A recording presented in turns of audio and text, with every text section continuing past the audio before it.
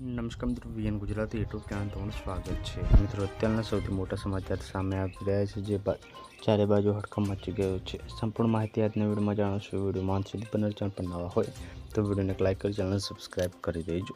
મિત્રો, અહીંયા અત્યાર સુધીમાં સૌથી મોટો ડ્રોન હુમલો થયો છે યુક્રેનમાં. મિત્રો, રવિવારે રશિયા પર મિત્રો યુદ્ધ શરૂ થયા બાદ મિત્રો અહીંયા સૌથી મોટો ડ્રોન હુમલો કર્યો હોવાનો દાવો સામે આવ્યો છે. હુમલામાં ઓછામાં ઓછા 6 લોકોના મોત થયા છે. તેમાં મિત્રો અહીંયા મેક્સિકો નજીક જે વાઇટરોઝમાં મિત્રો અહીંયા જે છે મોટી ઘટના સામે આવી છે. મિત્રો, ડ્રોન હુમલામાં કેટલાય લોકોના મોતની ઘટના સામે આવી છે.